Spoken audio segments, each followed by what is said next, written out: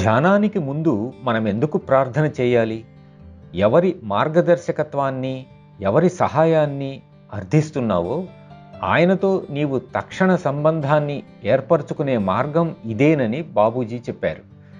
దీనిని నీవు సమర్థవంతంగా చేస్తే నీ ధ్యానానికి ఒక ఉదాత్తమైన సార్థకత ఏర్పడుతుంది. మానవ జీవితానికి యథార్థ లక్ష్యం ఏమిటో మన ప్రార్థన స్పష్టంగా, ఎంతో వివరంగా తెలియజేస్తున్నది. యథార్థ లక్ష్యం అనే మాటను ప్రత్యేకంగా గుర్తించాలి. యథార్థ లక్ష్యం అనే పదాలను వారెందుకు వాడారు? లక్ష్యం అని ఎందుకు అనలేదు?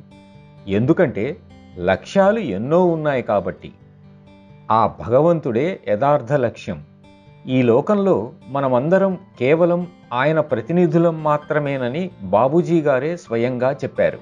కానీ నా ప్రత్యక్షానుభవంలో నా గురుదేవుని సన్నిధే ఆ పరమాత్ముని సన్నిధిగా నేను తెలుసుకున్నానని చెప్పటానికి నేను వెనుకాడను. ఒక్కసారి కాదు, ఎన్నోసార్లు నాకు ఇలాంటి అనుభూతి కలిగింది. మాస్టర్, భగవంతుడు వేరువేరుని ఆలోచించే పొరపాటు పని చాలామంది చేశారు. మన ఆధ్యాత్మిక యాత్ర పూర్తయ్యే వరకు మనకు మాస్టర్ గారి అవసరం ఉంది. దీనిని బట్టి మీకు వాస్తవమైన లక్ష్యం ఎక్కడ ఉందో అర్థమయ్యే ఉంటుంది.